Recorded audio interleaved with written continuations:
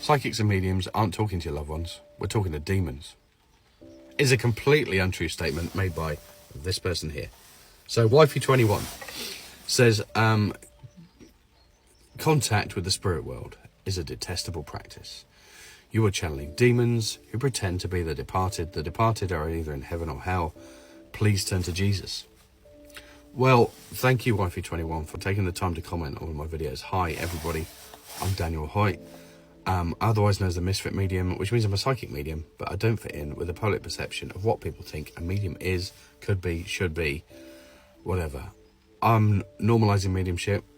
Myself and Jen are debunking the mysticism, the mystique that sits around mediumship and spirituality, and normalising it for everyone. Let's get into this, shall we? So, contact with the spirit world is a detestable practice. Really? Is it really? I mean, detestable is a bit of a strong word, right? When you're bringing through someone in spirit and you're bringing people comfort, proving that the soul of their loved one has survived it, how can that be a detestable practice? Detestable practice in the eyes of someone who is firmly religious and has a fear-based religion. He says it's a detestable practice. I would say detestable practices were when religions created genocide and killed many, many people because they didn't believe in their God. They believed in another God, not their God. So I think, don't they say, let he is without sin cast the first stone, something like that in your religion? Listen, I don't have a problem with people who follow religion. If it makes you a good person, if it makes you good to yourself, good to other people, and it brings you happiness and peace and comfort, then you do you. All right? Believe in a God, that believe in a higher power, believe in something that's greater than yourself, that guides you through this life, gives you that comfort and feeling of unconditional love, then that's what you should do. But it doesn't mean because you follow a religion, which is the man-made aspect of belief, right? That's where man went, okay, it's not just good enough to believe in God, but we need a set of rules. We need a set of rules that people need to follow. Those rules have had purpose and had huge value, because some people, not everyone is born a good egg, right? Some people need to be shown or told that they shouldn't steal things, or they shouldn't unalive people, or covet thy neighbour's oxen, or the other rules that you have. Some people need that, and those become the basis of laws, right? In this country and many other developed countries around the world. People sometimes need a set of rules. But the rules that you're talking about, and the language you're using, was something that was written in a King James Bible 400 years ago for what was deemed appropriate for that time period. So it's translated from Greek into Latin into English in the King James Bible in the 1600s for what was deemed appropriate 400 years ago. We've moved on a bit since then, and people have become a little bit more open-minded, and maybe you should too. And think about other possibilities other than what is written in black and white on the pages that you read. Now, your comment about channeling demons, how do you know that? How do you know that? Right? Have you spoken to one? Have you spoken to a demon? Or do you just have fear? Let's talk about demons for a minute, right? Not my favourite subject, but let's talk about them. Demons disrupt, they create disorder, trouble. They lie, deceive, destroy. They create trouble. When I'm bringing through a loved one in spirit, I'm giving detailed information, detailed description of who this person was, how they looked, how tall they were, how old they were when they passed, how they passed, their personality, the things they did, beautiful memories and objects that connect the person in spirit, the person I'm reading for. How is that demonic?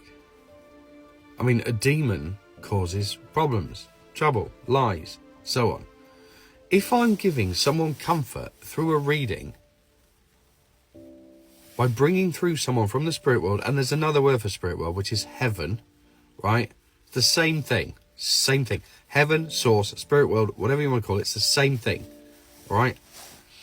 If I'm bringing through someone from heaven or the spirit world, and it's giving someone comfort, how can that be demonic? How can that be evil? If I was channeling a demon would be telling me to say horrible things, creating fear, creating real problems for people, upsetting them, giving them misinformation. Sounds like someone I know. That's what a demon would do. What would a demon get out of giving peace, comfort, and closure to another human being by proving that their loved one, the soul of their loved one, had survived? And when they were safely in the afterlife, in heaven, spirit world, what would a demon get out of that? That's what I like to ask you. I mean, I know sometimes there are people like, is it Doreen Virtue who did those angel cards? She made a lot of money out of being a psychic medium. A lot of money out of being a psychic medium and releasing those angel cards. They're still on sale today. Then she turned to the Catholic Church because she had an instance with a demon where the demon said to her, kind of what you're saying, which is like, actually, you're not channeling people's spirit, you're channeling demons. But if she saw a demon and a demon told her that, how does she know the demon was telling the truth? Because they lie. So I don't buy that. Listen, there is balance in the universe. There is. There is light, and in order for there to be light, and for you to know it's light, there is something that the light has to show up in. So there's dark, there's balance in the universe. There's good, and there's not so good. There's no concept of, the concept of heaven and hell. There's no hell. Everybody goes to the same place. Right, there are depending on how good a person you've been, there'll be different learnings and levels of healing and stuff that you have to go through. But everybody goes to the same place. And there is light and there is dark. I work with spirit. I work with spirit guides. I work with angels. And yeah, that's a thing. I can confirm that for you. That's a thing. And where there are angels, they're also their counterparts. So yeah, confirm that.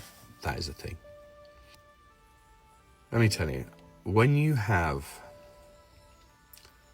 faced a demon,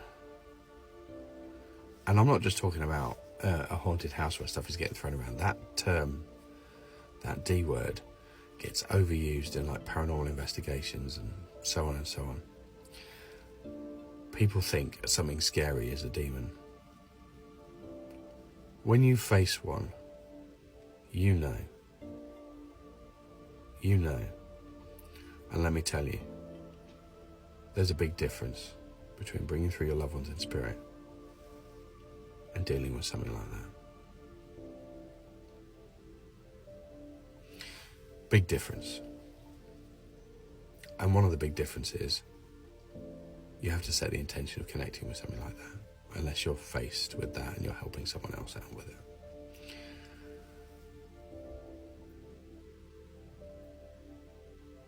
I can do another video on angels and demons and things. I don't want to create fear because there's no need. You have to literally will something bad into your life for that to exist. Otherwise, just stay in the light and you're fine, right? Just be a good person, you'll be absolutely fine. But what I would say is, don't pass judgment on me or anyone else based on religious texts that are hundreds of years old. All right, thanks for stopping by. Everybody else, take care of yourselves and each other. If you've got any questions, I'll meet you in the comments. Like and follow for more.